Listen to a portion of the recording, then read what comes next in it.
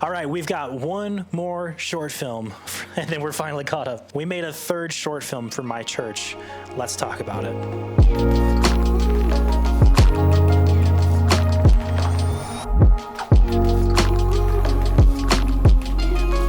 Welcome to Midwood Road, where we help churches grow gospel-centered and effective creative ministries. I'm Rhett.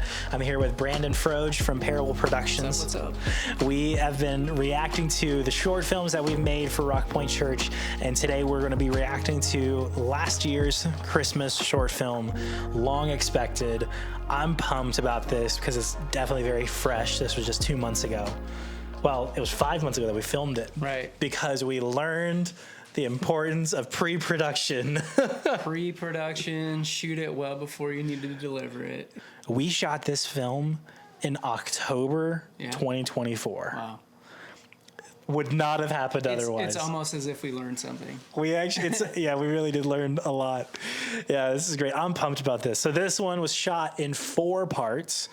You know, every video just has to be more parts. More and more ambitious every year. Because instead of just being the Christmas Eve celebration, these were actually like the sermon intro for the whole series that we did for Christmas. So 3 Sunday mornings, kind of like the high point of Christmas Eve as well. So it's one short film in 4 parts. That's apparently how we do short films in the church, but I'm excited to dive in. Yeah, absolutely. My typical disclaimer. I think I kept doing that because I know as an editor and a director, like I would not tell a story this way if it was not for a specific purpose. Right. You're saying it's in short film format, but it's not presented to be like viewed in a theater at one time. Yes. It's not one unbroken story. It is very clearly 4 parts because functionally that's what it needed to be. The purist in me had to at least like put that at the beginning. I'm sure that doesn't say something great about me, but.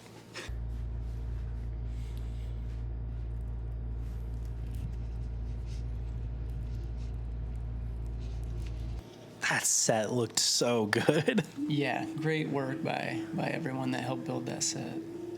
Kristen Thayer, Carissa Hohenschel, Isaac Moody, Caleb Pern.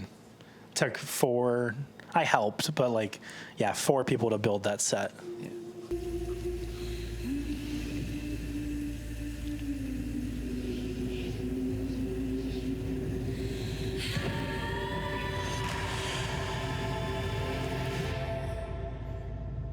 Yeah, it actually does work. Like the special effects blended with the visual effects. Yeah. Yeah, it just gets right into it too. I like that. We had Caleb Pern with a leaf blower. Yeah. That's the word. Like it just literally would just like whoosh, and it hit it with the for the special effects bits. Did God actually say you shall not eat of any tree in the garden? The snake.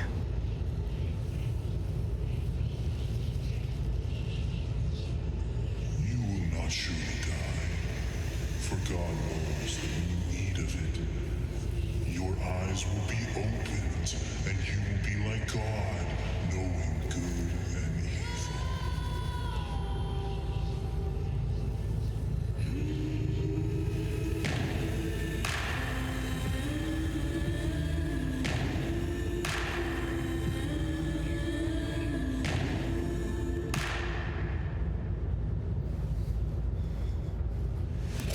So you want to tell me how we filmed that scene, Brandon? I don't know anything about how we filmed that scene. Why not? Why? I was at Starbucks. Why were you at Starbucks while we were shooting a short film, Brandon? It was in my writer. It was like in my contract. Something. The no snakes portion of your contract. Yeah, that's part of my deal. So much bigger of a cast, smaller crew, bigger cast, and animal handling. Yeah. Was wild. I never expected that was going to be the hardest part about making a film. That's adding an additional layer. This is William Snakespeare from Silly Safaris in Greenwood, Indianapolis. He was great. He was great to work with. His big brother, Paulie, was 3 times as big. We did not use him in the film. Not necessarily. But he was there. I like that sound design there. That was cool. This film lived and died on the sound design, man. Mm-hmm.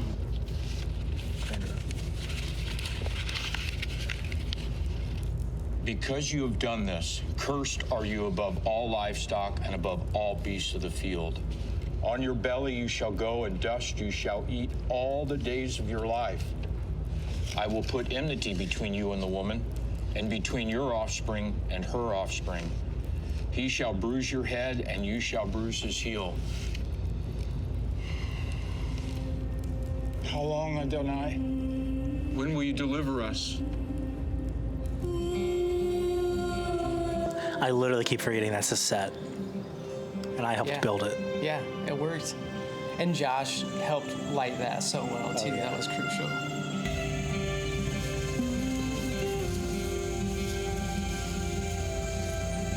That's far enough for today.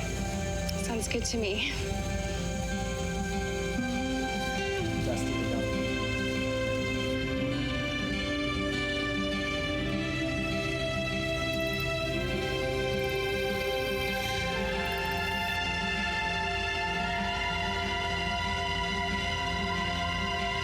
Could it be that our salvation is finally upon us? So as an opening, I think it did a really good job. We had the three scenes, kind of the three locations, the prophet's studio, the dream sequence, and then the journey to Bethlehem. We established those pretty well in the first one, and like kind of the way that we were going to tell this story. The way that we shot the dream sequences, this was the hardest thing for me to like communicate to the team about what I wanted this to look like, until I finally remembered what I'm trying to explain is the endless black background from like Stranger Things. Yeah. Like the upside down from Stranger Things kind of thing, from like original season. Yeah, and it's showing that you're in a different world, you're in a dream sequence. And doing that just like on the stage where you do worship every Sunday. That's right, we did it on the stage, yeah. It worked, you know, but I mean, those are some of the best looking scenes that we've shot. Oh yeah, in well, these films for sure. I did extensive testing to figure out how to get the look and how to be able to describe it to the team, because it took me a while to even find the right words. I kept using the wrong words to talk with Kristen and Carissa about like what this set was going to look like, and so the other ones look even better because you really do get that like full endless background. But even this, like I love these frames. Like you've got the greenery, you've got the endless black background. It's like it's a still life in motion. Right. And that's what I really wanted from this, because you just feel it with the snake, you know? Like people kept coming up to us talking about it like, oh, I just felt it. And like that's exactly what we wanted people to feel because of the story. And it really, really showed on film. Right. And I think that was one of the biggest successes that we had with this film as opposed to the others, is like it communicated as much visually in a way that the others just didn't. Yeah, it was a big visual jump up for sure. Yeah, okay, let's watch part two. We kind of used this as like the theme almost for each episode. Like you like give the audience something recurring to hold on to. I wish we'd gotten more of that because I used that same shot 5 times. Yeah, true. Yeah, I see what you mean. Kind of changing pace here. Yeah. Well, and I wanted with the score, different instruments are used for different characters. Yeah. So you only get the folksy kind of guitar only when you're with Mary and Joseph because they're on their journey. Right. But then you have Grace's voice tied a lot more with like the Holy Spirit and like the visions that the prophet is experiencing. Right. And then you just have a lot more intensity in the visions. Yeah. You okay? Yes, it's just, I think it's almost time. I think this is one of my favorite scenes that we shot. One of my favorites to shoot. It just looked great, but the Mary and Joseph were a married couple, Austin and Abby, and they just had such great chemistry. They did. They have experience acting together, which is why I went after them. Okay. I like had to convince them. Like That makes sense. Austin as a person doesn't really like to be in the spotlight, but they were super gung ho and had a lot of fun. Yeah. And No, they sold it. We did a lot better. And again, it was planning, it was pre-production and learning from mistakes. But like we shot this in such a more calm way. It's just locked off. It's on a tripod. We got our wide shot, the 2 shot. You know, we got our close-ups and like let their dialogue carry the scenes, you know? Yeah. And we learned that we don't need so much camera movement all the time, and I thought that was important. I made my decision months ago. Timing of the Emperor's decree could have been better, though. The audio for this scene was a nightmare to comp together, though. Oh, yeah, I can Just see until that. sunset. Can you make it that long? I am the servant of the Lord. Let it be how you've said.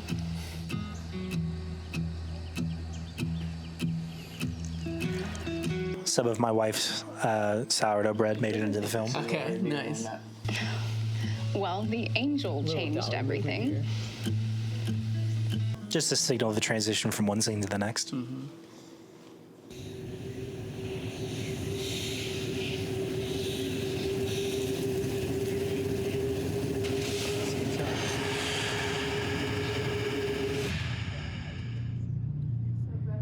I mean, what a compelling image. Yeah, be afraid. yeah, I love this. For you have found favor with God. And behold, you will conceive in your womb and will bear a son. He will be great and mighty and will be called the Son of the Most High.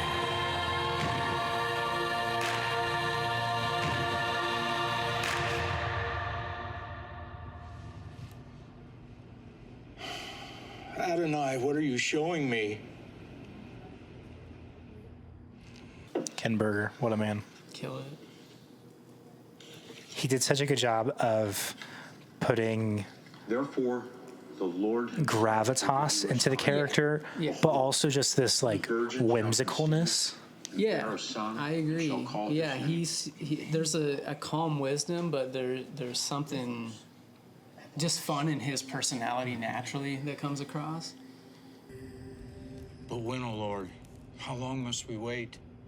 But I loved when we shot the set this way, because I did feel like the hardest thing was like that door and seeing that back wall, if that makes sense. And not that there was anything wrong with it, but when we were shooting that way, man, with that little bit of depth that we got from the It DZO, looks so was good. really nice. Yeah, we used DZO Vespid 75 and 35 mil lenses on this one. And we have that Aperture MC Pro that's actually Yeah, it's instead of like a reflector catching Yeah. like the other side of his face, but we sold the motivated lighting in this set Yeah. better than anything we've ever shot. right, because we have the candles, but then that allows you to bump it up a little more and to Here's a pro tip: if you ever want to have candles in your productions, though, buy the fake ones that don't melt, because there are props we found out that you can buy, because we went through so many candles to shoot this Yeah, film. yeah. So many candles. Yeah. Our candle budget was crazy.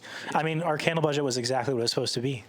yeah. I think this is as good a time as any just to point out, dude, Grace Stewart. Amazing. Grace Mangold. She's been married for a while now. I've just known her for too long. Right. Well, what a great performance. She was so gung ho. Like, she showed up and I had half of it written, and we figured out the other half on the spot. Wow. But that was such a fun day working on the score. So fun. Okay, part 3.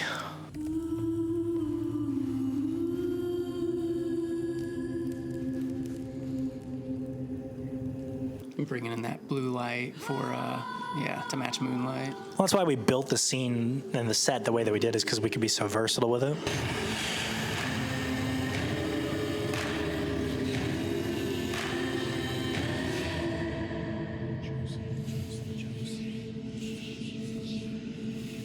Rise. Take the child and his mother and flee to Egypt and remain there until I tell you. For Herod is about to search for the child to destroy him.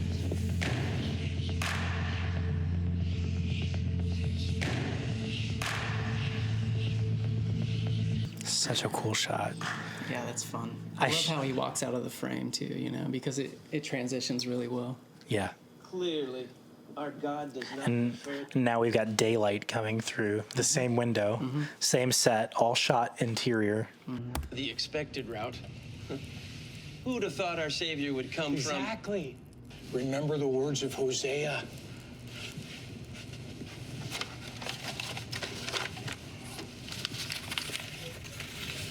When Israel was a child, I loved him, and out of Egypt, I called my son. I don't. And introducing another character, introducing the character of Zechariah, played by Will Newell, it makes the prophet feel real.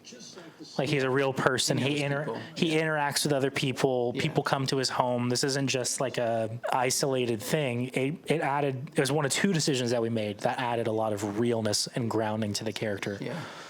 Yeah, I thought this scene was like sort of scary to shoot because of the amount of dialogue with trained actors, but well, this is the one mistake that I like. The one true, this was a mistake that I had to fix. Okay. Was this transition right here? Who would expect it? Let's see if you see it. I know you'll see it, but Why Bethlehem? And when, Micah? When will the Lord send his chosen one? Our king is coming, Zach. what happened there? do you see it? Yeah. So Zechariah's there in one moment. Yeah. Where'd he go? Where'd he go? That's a failure in blocking. Yeah. I say we didn't do a good job of like camera team and blocking things with the actors for us to know where everybody was. Yeah. To where that transition of them I crossing. mean, we could have had, I guess, Zechariah like walk out to at least explain why he's not there. But as opposed to the other two films where the whole thing was just managing chaos, right. That is the one thing was just a straight up mistake that I had to cover. And I think I managed it. You don't notice it unless you're looking for it.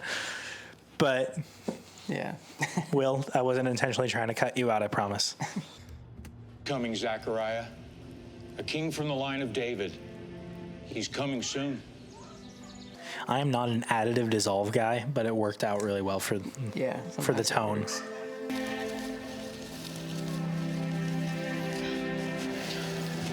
Welcome home, Joseph. It helps to have a woman who has had children before be the one emotion to. on her face was She real. she knew exactly what Mary would have been feeling in that moment. Yeah.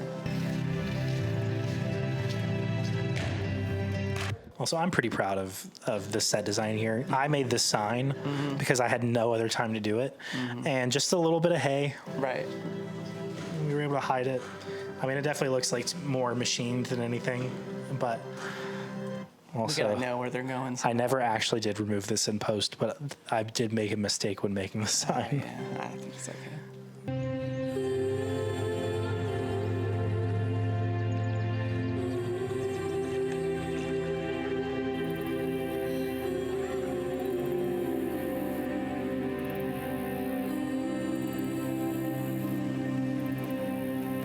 So when you can, work with natural lighting.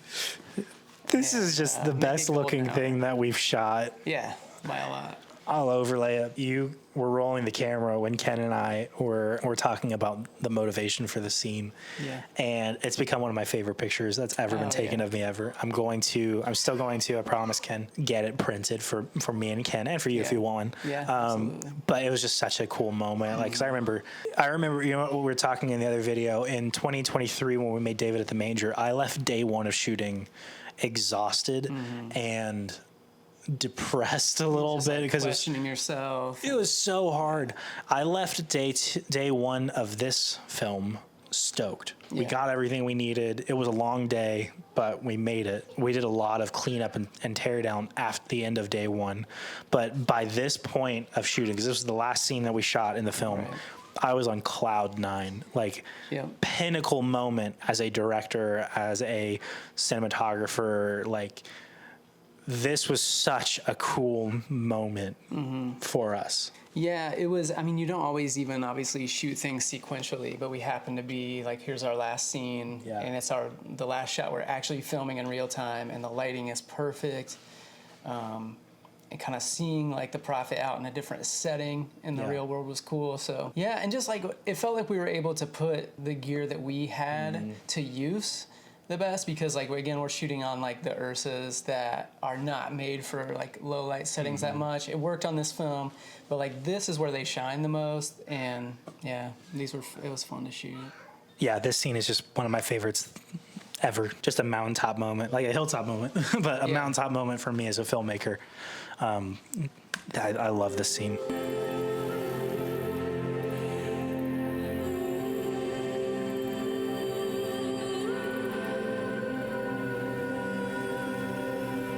That leaf blower coming in handy, man.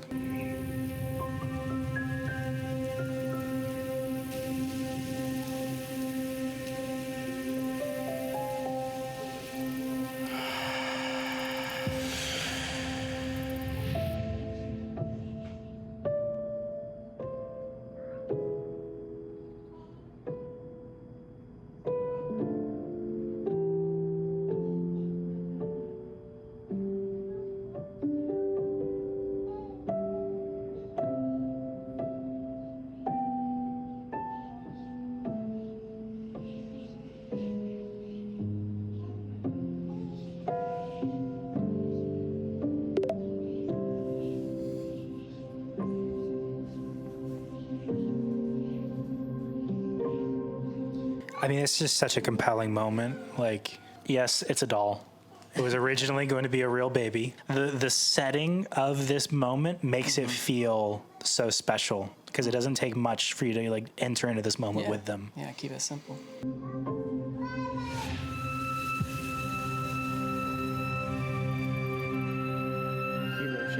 O Adonai, you are great and mighty. You have hidden these things from the wise and the learned and revealed them to those who have faith like a child.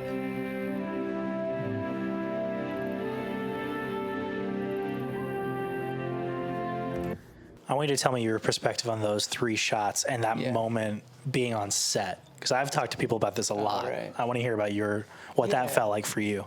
Well, when we got in that spot and you were talking to Ken, I knew we had the opportunity for some really good shots to bring this thing home. I was sort of struggling with, I knew we wanted to shoot Ken from like shadow side and let the sun kind of like roll off his profile.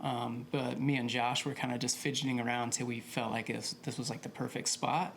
And then, so that up angle kind of hero shot, that was important because that's the moment, you know? So like, it's such a moment. we want to make him look as big and powerful and important on screen as possible, pretty much. And then like leaving this looking space there where he's like looking towards the sun, I felt like that's sort of like he's receiving like the Holy Spirit or this revelation. So you're leaving that space that's towards where the light is coming from. Yeah.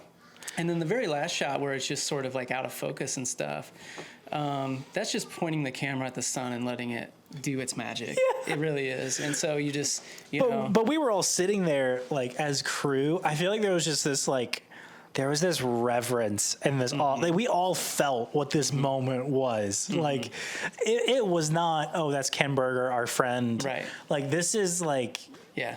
it was just such, I can't get over it. I still feel the feelings immediately when I see these frames and I look at this moment. Like, just such a crazy moment. Also, beautiful. Like, as cinematography-wise, this is amazing. Yeah. It came together, man. It worked. This is really such a good moment. And then we did the extended version for the YouTube, but this is the moment where in service on Christmas Eve, we went to Ken live on stage, which was super cool. Yeah. But you, O Bethlehem Ephrathah, who are too little to be among the clans of Judah, from you shall come forth for me one who is to be ruler in Israel, who's coming forth. Yeah, I like the pace and the urgency with which he's like writing and speaking here. Therefore, We talked about that in pre-production when I was meeting with all of the actors. But it just came so naturally to him. Like, he understood what he was trying to do with the role. He understood what I was looking for. And so he was just such a joy to work with on set. and he shall stand and shepherd his flock in the strength of the Lord, in the majesty of the name of the Lord his God. And they shall dwell secure, for now he shall be great to the ends of the earth. And he shall be their peace.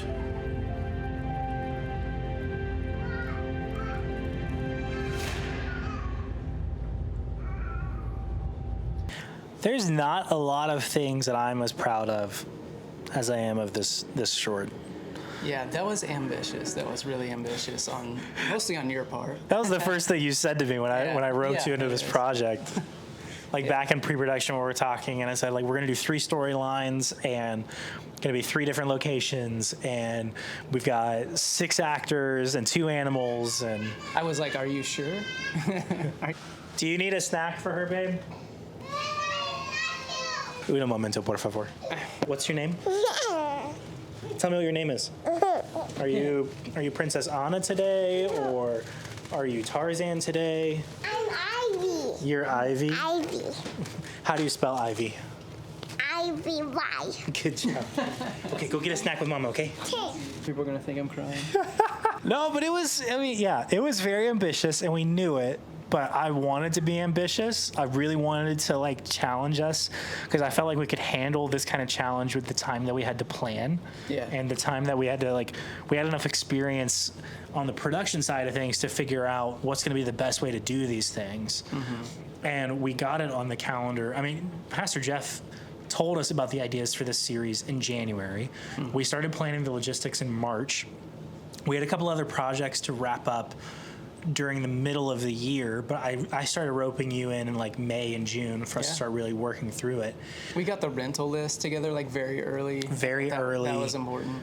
Got crew cleared pretty quickly. Like we knew what we were going to be working with and what we would have and what we didn't have. We didn't have the number of crew that we did for David at the Manger, but we had the pieces that we really needed. Yeah. You know, for this so one. much more controlled, you know. So much more control. I mean, it took us a long time to build that set, and it was exhausting to move that set all over the place. But I gave Caleb the design for what I wanted it to be like, because we were taking some inspiration from The Chosen, where I realized how they built that set, mm-hmm. and I said, can we do this with the budget that we have? And Caleb said we can absolutely do it. So he and Isaac Moody and I spent a whole day building and framing it out, and then we took a whole pre-light day just to build it inside the worship center. I did a lot of testing for the worship center stage where we did the vision sequences, right. And then I got to do a location scout at the farm that we were at with Hannah Tate, mm-hmm. and we got to go around and pick our locations, and we knew what we were going to be working with. Yeah. So when we actually had cast and crew at the locations, right. we were able to just get going because we knew what we were trying to get. Yeah, we didn't waste like any time really. We kind of were there. We had a purpose because we were, you had done all that preparation. Yeah, and we couldn't waste time, especially on day 2, because we only had the donkey for a certain amount of time. We only had the snakes for a certain number of time. Yeah. We had cast and crew coming in at different specific points that like we had to be done with this by the time they arrived because we've only got them for this long. But everything was able to fit together seamlessly enough that I left day 2 thrilled to be a filmmaker, as mm-hmm. opposed to like when we got done with David in the Manger, I'm just like wiped out and exhausted. I was energized. Yeah, I think we learned that you don't want to shoot stuff and then like guess about how the puzzle pieces are going to come together. Yeah. So just being intentional is super valuable, and that doesn't mean there's not room for being spontaneous or having an idea on the fly by any means. But you know what the puzzle pieces are, and that helps in the edit. But it also helps like every single aspect of it, because when you're busy directing the actors, me and the first AC are able to set up the shot as good as we can, as opposed to just moving all around at a fast pace. And you did a good job of being flexible with that. There was a lot of times where I would say, hey, I like what you have, but because I knew where I was going in the edit, mm-hmm. I said, hey, can you do this for me? Can you mm-hmm. adjust this way for me? Or like, mm-hmm. I know we just set up, but can we reset, mm-hmm. 10 feet further back? I need this wide to fit a certain way. Yeah. Killer crew, thank you so much, Ken and Jacob and Maddie, Abby, Austin, and Will, as well as William Snakespeare and Dusty the Donkey. It was great getting to work with Silly Safaris. They were super knowledgeable. We felt safe working with the animals the whole time. So both working with the snakes and Jacob and Maddie, I told them straight up, you're going to be like acting with a snake, and if you're not okay with that, tell me now. They did a great job handling all of that. The people from Silly Safaris, they taught Abby and Austin how to work with Dusty really well and got a lot out of it. They were also, you don't notice it, but they were extras. It was Meerkat Mel and Amazon John. They were extras because they got to like do the drone shots with Dusty, and that was really cool. But then having Josh and Kira and Whitney working on this with us the whole way through was just awesome. My wife Susanna was awesome as a PA. Luke Brincroft was awesome as a PA. Carissa outdid herself with the costumes for this one. We did a costume fitting. We did a read through the cast. She pivoted so many times because I learned how to talk costuming with her over the process. Kristen did a great job with the way that everything looked. It really was just such a great crew to work with. And then even doing the score, it was the first time that I've done a film score where I got to bring in other musicians, where I got to bring in Grace Mangold, I got to bring in Caleb to do all the guitar work. So it wasn't just me alone in a room like trying to make music. It was really, really fun to get to work with a bunch of different people. This was like such a good experience. I'm actually super encouraged even just going back through it all because it was just so exciting to see what we were able to accomplish and it fit what we were trying to do. Like we got so many great encouraging comments from people in the congregation all throughout the series. I mean, people who were just astounded that we were able to do this in the first place, but then also people who just said like it made the Christmas message stand out in a new way that really encouraged them. And for me, as a creator in the church, that is the most exciting thing that could have come from this for me. Right. Yeah. I mean, that's part of what we're hoping. Obviously, like from a creative standpoint, is you're able to just keep it fresh and everybody has heard the Christmas story a lot of times, so it's like, how can you have a different angle and come at it in a new way? And I guess like bring something that just feels fresh and exciting, like to a church. It was really good. It was really exciting. It was really fun to do another one with you. I know we're going to do more in the future, hopefully. Well, thanks so much. This has been a fun journey going back through these. I've been wanting to do this for a long time for us to talk about these films. So thanks so much, Brandon. Absolutely. You can find Brandon at Parable Productions on social media pretty much everywhere. parableproductionsvideo.com for just inquiries and cinematography stuff. This guy's the man. Hire him for your projects. But again, thanks so much, Brandon. Thank you so much for watching. If you were especially able to watch all three, I would love it if you would subscribe and comment below and give the video a like. Tell us what you liked about these films and what we can do better, or if there was anything that really jumped out to you that you just really loved. We'd love to be able to engage with you on that. But for now, we will see you in the next video. Come on. Let's go.